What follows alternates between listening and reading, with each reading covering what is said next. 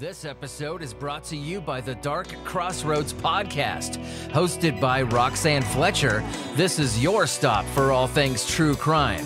The New Bedford highway killer, the strange case of Paige Renkoski, to the infamous and unsolved stalking case of Dorothy Jane Scott. Dark Crossroads is a truly deep dive into the real crime stories that frighten and fascinate us.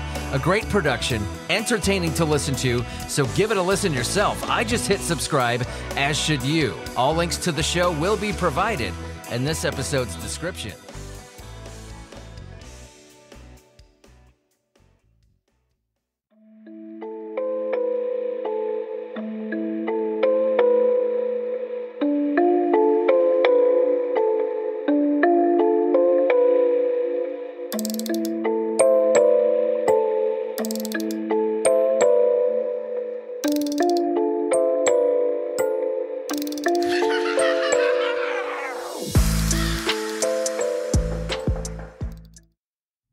Hey guys, welcome back to another episode of Dark Crossroads. This is your host, Roxanne Fletcher, and I just wanted to let everybody know that we're going to start recording episodes and coming out with episodes a little bit different. So once a week, this is exciting news. I've been so excited to do this episode. Once a week, we're going to be collecting scary stories and true crime stories that are sent in to us, and we're going to call this episode Creepy Corner. So you can send in your scary stories, true crime stories, or just something that you want read on the podcast to darkcrossroadspodcast.com. You can also message us on Facebook or Instagram or anywhere on social media, or you can send it in on the website. But with that said, let's start our first episode of Creepy Corner. I have my candles lit, my coffee, I'm in the dark, and I have set the mood. So today's first story comes from Max. Max says, I have a hella long one to send you, but I don't want to sit and type the whole thing out. So here is my shorter version of it. I was in middle school, and I was laying on my bed reading scary stories to tell in the dark. Okay, I'm already interjecting. Who loved this book in their childhood and read it on repeat? I mean, any 90s, 80s kid grew up with this book, and that is what made us obsessed with true crime and scary stories and made it the peaceful part of our day. All right, continuing. He says he was reading scary stories to tell in the dark, and then suddenly his door creaked open very slowly. I looked at my window thinking I left it open, but it was closed and locked.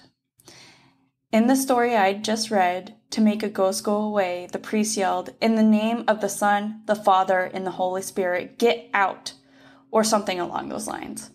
So that's what I said, and then the door slammed shut.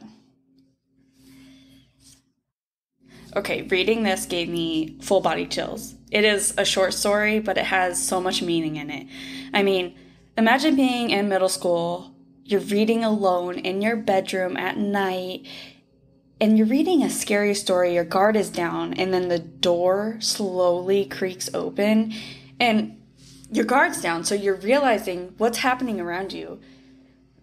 And in the book, it's basically an exorcism. I mean, in the name of the Son, the Father, and the Holy Spirit, get out. It's almost like it was trying to entice you. So it knew you were reading that, or like bringing that kind of feelings into the house, into the room. And for you to repeat what happened in the book, it's very coincidental that made the door shut. Very scary. Okay, so I have another story, and it comes from Mariah. She said, I was babysitting my brother, and he was 2 years old. He has always been developmentally ahead. In the 5th grade, he was reading at a 9th grade level and doing high school level math. He was playing in the living room, and he randomly looked up and said, "Okay, Grandma, I love you too, and I will tell them." I asked him what that was about, and he said, "That was Grandma. She says she loves us, and she is sorry she couldn't see us one more time. 5 minutes later, my parents called. My grandma had just died. Ooh, that's so creepy. She was coming back to say goodbye one last time. I wonder if she was able to reach out to him more because he's younger. And, people say that the younger you are, the more in tune you are to the other side and to spirits. The innocence of the little boy. Oh, that's actually really touching to know that she came back to just say one more time that she was okay and that she loved them. Our next story comes from a listener, Allie. Allie states, I recently found your podcast and binged all the episodes. I love it so much, and while listening, I couldn't wait to send in my story. I was in an old cemetery out somewhere one night with a few other people. We were standing by the car and I spotted what looked like a person creeping out from behind what I thought was a low wall about 25 feet away. It was foggy and there was a light on the pathway that lit up the area just a little bit. Whoever or whatever it was trotted low to the ground, away from us and to my left like they were trying to not be seen. There, I saw the, in quotation marks, person disappear behind what I thought was yet another low wall. I followed them since I thought they might be planning to mess with us. The problem is that when I walked about 10 feet, it was clear there was no low wall, no anything, for anyone to hide behind. All the gravestones for hundreds of feet in any direction were flat ones that sit on the ground. Whatever I saw looked as solid and as real as my friends with me that night. One of the others I was with saw it too. It still creeps me out to this day. It was dead silent out there, and if someone had took off running, we would have heard it. Never did see anyone around when I shined a flashlight in the area. I saw it disappear. We stayed a little bit longer and split into two groups. About 30 minutes later, one of my friends claimed to have noticed a person peering at them from behind a buried vault. They each went around one side and didn't see the person after they pulled back behind the vault. Didn't hear anyone climb up, which was odd. There was a chain link fence behind the vault too that would have made noise if someone had climbed it. No holes, nor anything to climb through, and at least several feet tall. That was enough for us, and we left shortly thereafter. Ooh, Allie, you were being stalked. You were being stalked by something. I want to say... I don't know if I should say the word on here. Anyway, you were being stalked. Something was watching you guys. It was hunting you. Or it could have been maybe a guardian, family member, something to think about. If you have more to the story, send it in because I would love to hear your thoughts on what it might have been. Okay, so the next story is sent by a listener who signed their name as BV. A man had gone missing in my mother's neighborhood and there was a big search for him. When I saw his face on the news, I realized that I had seen him the day before walking down the road. I was selling corn stalks and was going to ask him if he wanted to buy some, but I got a really bad feeling about him when I finally got up close and I walked into the house to avoid him. Once I realized he was the missing man, I ended up calling the cops and gave my report to them. The next day, he was found dead in the river, and the river goes around the neighborhood. I was probably the last person to see him alive. That night, back at my house, I saw him, clear as day, in the corner of my room. He didn't say anything, he just stood there. Okay, so I have many things going through my head about this story. It's crazy to think that you could have been the last person to see him alive, but what is going through my mind is that if you've seen him in the corner of your room that night, maybe him walking down the road was also an apparition. Maybe he wasn't alive. Maybe he had already been in the river. Okay, so this next story comes from Johnny. Johnny said, I have never had a really creepy story or incident happen to me, but one of the only true paranormal experiences I've had was on a cross-country drive. I got stopped in the Midwest for a couple of hours in a traffic jam. About an hour into it, I grabbed my skateboard and skated as far as I could to see what had happened. A fatal car crash, the whole vehicle was black, only the frame was left. The people never ended up escaping. But on the way back, I informed everyone that asked me what was happening. And on my way back, I felt hands on my shoulders while skating back and sharing their story. Later that night, I was about 30 minutes outside of Atlanta nearing the end of my drive. I fell asleep at the wheel with my kid's mom, pregnant with my daughter, my sister, her kid, and her cat. Last thing I knew, I was going 70 into the right lane. Those same hands that were on my shoulders shook me awake and held on while I came to going downhill in the left lane, down a curve in the road, with 2 fully loaded log trucks passing me on the right side, blowing their horns. Still to this day, I am thankful and owe my family's life to whoever helped me. Now I never keep driving when I'm tired. Okay, full body chills. Are you kidding me? It's almost like he went to see what was happening, saw what happened, got a little emotional over it, and because it had just happened, maybe the spirits attached to him and wanted to protect him from also ending up in a car accident like what that happened to them. It's just, oh my God, my mind is spinning. This is crazy. And thank God they liked you and they attached to you. And they ended up saving your whole family. Oh my God.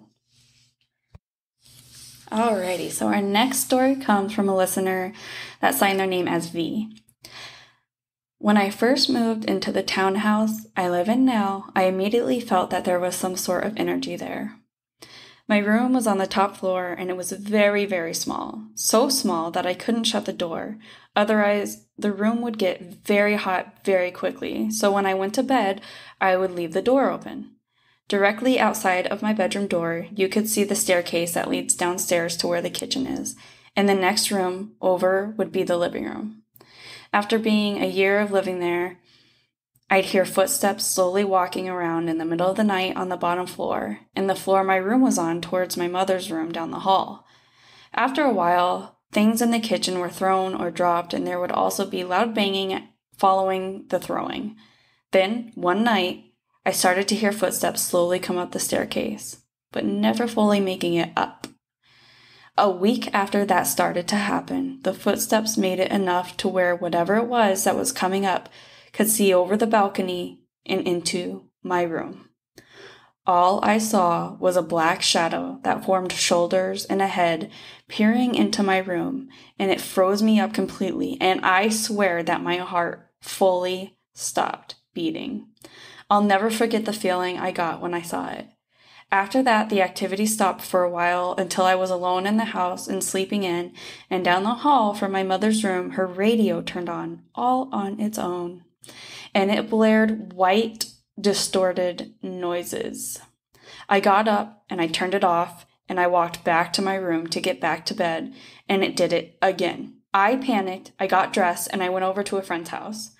Now, I will say this, my mother is a very, very abusive mentally and emotionally, and when things got bad, that's when the activity would spike drastically. This happened many years ago, and I have since moved into the basement and completely away from my mother, and thus no more activity has happened. Alright, so first of all, V, I want to say I am so sorry that you grew up in a situation with abuse, both mentally, emotionally, and any other kind. And I am very happy to hear that you are now safe and happy away from all of that.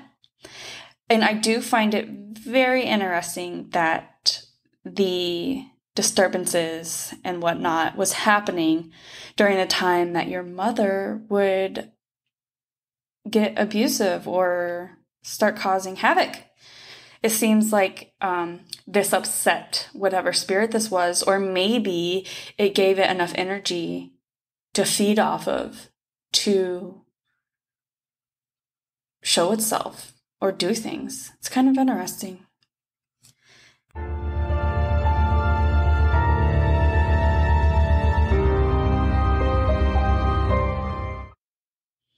Okay, so our next story comes from Betty Martin. I am in NT, Australia. Okay, first of all, what? Australia? I can't believe my podcast is getting listened to in Australia. And secondly, what is NT? Please, any Australian listeners, inform me, teach me. What is NT Australia? Message me on Facebook, let me know. Okay, so I'm in NT Australia. The indigenous mob have a lot of different spirits. I had the pig man squealing, screaming the most hideous sounds in my window, right where my head was on the mattress. I was so scared I couldn't move. This went on for many hours and finally stopped once the sun came up. This happened 40 years ago, and I will never, ever forget it. Okay, so I have heard of a lot of different cryptids, ghouls, ghosts, whatnot, hauntings. I have never heard of the pigman. And now I have to do some research, and I will get back to you guys on what the heck this is, but it sounds very scary, and I don't know if I like it. Australia, you're kind of creeping me out now. I wanted to go there, now I don't. Ah! Okay, so the next story comes from a listener, Josiah Watts. Last fall, my buddy and I hiked Mount Tri-Pyramid here in NH, which I think means New Hampshire. Not sure. Gonna have to look up Tri-Pyramid. So the night before we drove up, stopped at a diner for dinner, and then drove to the trailhead. We decided we would hike a mile or two in and then set up camp. Now, these woods are dense as hell, and it was getting dark as we hiked in, and that's always a bit spooky anyways. But we get in there a bit and find a decent spot off the trail a ways and set up camp. We are in high spirits and not having done something like this in years together. We were already getting a bit silly, but we were both totally sober. So it's full dark now, and we each crawl into our little tents. We chatted for a few as we laid there, but eventually we quieted down. Maybe 45 minutes have gone by since we got to the camp spot. Okay, so I'm laying there, and all of a sudden I hear this noise, and it sounds like it is like 15 or 20 feet up in the air, and maybe 50 yards from our tents. And it's going to be hard to describe, but here it goes. It sounded both mechanical and animal, with many strange sounds kind of layered together. And there was a mechanical whirring sound, which, okay, I'm cutting in here. I imagine the sound like, let me know if that was right or not. But also a sound like a very large animal shuffling, like a horse would. There was also a component that sounded like what my friend later described as an Amazon truck backing up. Okay, everybody knows what an Amazon truck backing up sounds like. Come on. I laid there. It sounded like it was moving around out there, but we never heard any footsteps. It was sounding like it was hovering. This went on for like 3 or 4 minutes, and a part of me wanted to open the tent and go out and look. But I confess I was way too scared. It was loud, and I called out to my buddy whose tent was like 15. Dear God. I called out to my buddy whose tent was like 10 feet away and asked if he heard it too. He said he did, and I could tell he was as perplexed and shook as I was. That seemed to rouse the thing, and it eventually drifted away, and that was it. I heard the shuffling noise again as it faded away. By the sounds it made in my head, I was picturing some sort of steampunk contraption floating around out there or something. It was beyond bizarre.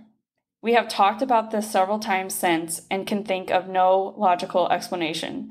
So who knows what the hell that was, or if it was even a cryptid. But it sure as hell was not anything normal. Okay, so my first thought on this, aliens. You didn't lose any time, so I'm guessing you weren't abducted. Maybe you were and you just don't remember it and you don't remember losing time. But aliens, this was an alien. This was a UFO. I mean, come on. What else could it have been? What else? Mechanical? Shuffling noises? Amazon truck backing up? It's an alien. Okay, it's times like this where I really wish that this podcast was videoed because I really wish you guys could see my facial expressions through all this and me shrinking into the chair with my sweatshirt hanging over my face. I'm just freaked out now. And I'm like, Alrighty, so this next story comes from a listener named Lisa Lynn. Lisa said, I grew up in homes with many spirits. The one we live in now has one, and the owner, 2 owners ago, shot herself in the home. When we first moved in, I heard a noise in the kitchen, and both of the dogs growled but refused to go in there, and the pantry doorknob turned back and forth and back and forth. 2 weeks ago, I was watching Taps. I used to come home from school in middle school and high school. First thing I did, go in the kitchen, make a thing of pizza bites, and then go to my room, sit there, and watch Taps for probably 4 hours. I mean, come on, any 90s kid did this. Just prove me wrong. Prove me wrong. Okay, she said she's watching Taps, and someone said, if anyone's here, would you please make a knocking sound? Instantly, there were 2 knocks from the kitchen, which startled me a little, but about an hour later in another episode, they asked, and again, there were knocks from the kitchen. By the way, all of this happened in broad daylight between noon and 2 p.m., and I was home alone with the dogs. Okay, so you're telling me that Jason and Grant were communicating through the TV to the ghost in your house, teaching you how to communicate with it. That is awesome. Sign me up. Okay, so next story comes from 2 people, Loki and Micah. All right, so it says, I was living at Job Corps back in 2009 to maybe 2012. We had an Asian lady who was our regular DM. One night, fell asleep, and our usual wake first, wake up call was at 6 a.m. Well, one morning, I feel someone tap my leg. Wake up, sweetie. Time to get up for the day. I opened my eyes to see a large black woman hovering at the foot of my bed. She was wearing a long white nightgown slip.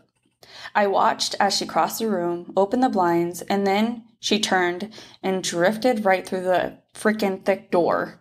I was so sleepy that I passed out before I could even comprehend what the hell just happened. When I woke up again, by my normal DM waking me up, I asked her if there was anyone else that night who came in. She said no, and she had stayed there all night long. It was so odd, but not unbelievable, as many people either took or lost their lives there at the JC. Well, she's just looking out for you. She wanted you to get up and get ready for the day. She even did it so sweet. Wake up, sweetie. Time to get ready for the day. I think she sounds like a nice, pleasant spirit looking out for you. Alrighty, so this next story comes from Joshua. He said, I have a couple stories for you. So starting off, I worked as a server for a while in a historic property. We would store tables and other stuff in a basement attached to our main building for events. I was cleaning up after a dinner theater show one night. The actors had eaten between the acts and said basement. I was collecting glasses when I started hearing footsteps on the concrete floor. Then I heard the heel scrape as it rounded a corner down there. I took off up the stairs, turning around at the top, and I definitely heard the stomping of feet on the last 2 steps. Oh, creepy. All right, another time, same basement. Myself and one other employee were putting away tables, and he kept looking over his shoulder toward the back of the basement. He did this 3 or 4 times, and after the last, I peered around him and caught a shadow crossing the aisle. I eventually worked the 3rd shift overnight at the same location, and one evening near midnight, I was brewing coffee in our kitchen/server area. It was just before midnight, so it wasn't unusual for some staff to still be there finishing mopping or closing the kitchen.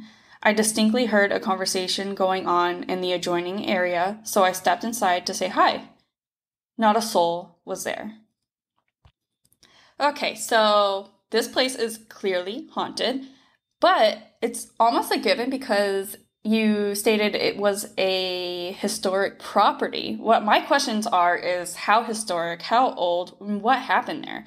Clearly something, it doesn't sound too mean or dangerous, but something's stirring up there, whether it's residual or just kind of knows that you guys are in its space. It's clearly trying to make itself known, but it doesn't seem mean. So I don't know if I would be too afraid of it. Probably just make your intentions known. Tell it you don't want to be messed with, maybe. Yeah. I mean, it's your place of work. You should feel comfortable there, so you should be able to speak up for yourself. Alrighty, so our last story for this week, because check in next week, because there's going to be a lot more stories in the next episode of Creepy Corner. But anyway, our last story comes from Nicole V. Ash. She says, "Oh boy, here we go. My ex had, and probably still has, a negative entity attached to him that tried to attach to me. I don't like that. He and his 3 siblings had gone through something incredibly traumatic when they were younger. In quotation marks, family physical abuse. I am so sorry to hear this. We moved in with each other, and towards the end of our relationship, for a solid 4 months, I had a recurring dream of this immense crowd packed in close and everyone staring at me. It was odd, but not really creepy, until right before I would wake up, something or someone in the distance would catch my eye and scare me awake. In every dream, the crowd got smaller and smaller, and that thing would get closer and closer. Slowly, my fear became terror, and the thing would be clear. Every time I woke up my ex, he would put his rosary around my neck, and I'd fall asleep with no more dreams. These 4 months were hell on our relationship. Constant fighting, screaming, doors slamming. I don't know if that's what triggered the dreams, or if the dreams influenced what was happening in our relationship. The last 5 times I had this dream, the thing was smiling at me, anticipating. The last 2 dreams, I'd wake up and feel it in the corners of the room. But the very last dream was beautiful for me. I was happy, and I had a child. She was painting clouds on her bedroom walls while I watched. I felt love. She walked over to me and sat down to be eye level with her. She was telling me something, but I couldn't make out the words at first. When I finally could hear her, she said, "He's here, and now we belong to him. It's time to go." In a blink, she's gone, and I'm face to face with this evil thing, maybe a foot apart from each other, and he lunges. I woke up with sleep paralysis and panicked. I couldn't vocalize the screaming. I couldn't move to wake my ex. I felt like I couldn't breathe. I knew it was in the room, and I knew he was watching and smiling, just waiting. Shortly after, my ex and I had our final blow up. He started staying at his mother's and would only be at the apartment during the day, and I've never had the dream again. I talked to his younger brother at some point, and I told him what I would see, what it would look like. He said that when he was younger, he and his other brother would wrestle in their bedroom, and one time he was pinned down and looked under the bed. The thing that haunted me for months was the same thing that he saw, right down to the smile. Ooh, that was a scary one. That was pretty creepy. And yeah, he's definitely possessed. No, maybe not possessed. Yeah, negative entity attached to this guy. Oh my God, creepy. And it was like, the thing was like, it's almost like you were lucid dreaming, but like he was trying to communicate with you through the dreams and like knew the end of your relationship was coming and kind of just like pushing it a little bit more, like trying to cause it a little bit, maybe. I don't know. Ooh, that was scary though. And creepy. The little girl, like, brought you comfort. I think it was him pretending to be her to get closer to you. To, like, bring your guard down just to, like, show up in your face. Which I really don't like that. I really do not like that. That's creepy. Creepy.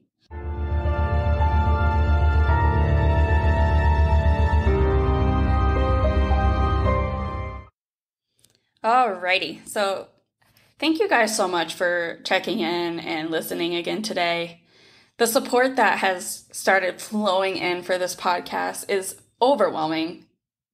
I cannot thank everybody enough for supporting us in every way possible by liking, sharing, reposting, and following everywhere the podcast is. If you haven't, go do that. Just one little button press helps support the podcast. It's free, and it just goes a long ways. There are other ways to support us. You can go to Patreon and donate a little bit at a time, do a one-time donation to us. That helps keep the podcast going and is helping us grow more and more bit by bit. You can also check out our website at www.darkcrossroadspodcast.com. You can join the email list there or see any of the episodes, all the info about them. If you have a story you want read on the podcast, email us, darkcrossroadspodcast@gmail.com. You can also message anywhere, Facebook, Instagram, Twitter, TikTok, Snapchat. You can find us anywhere. We also are working on merchandise, t-shirts, cups, whatnot. I'm very excited about it, and we'll be releasing the merch soon. So if you want something creepy, scary, fun, anything like that, come check it out. That's a great way to support us too. It not only gets the word out, but it's also advertising for us. So excited about that. All right. So the next episode will be a true crime case that I'm going to cover, and then we'll get back to Creepy Corner. Alrighty. So I'll catch you guys next time, and keep on creeping on, guys.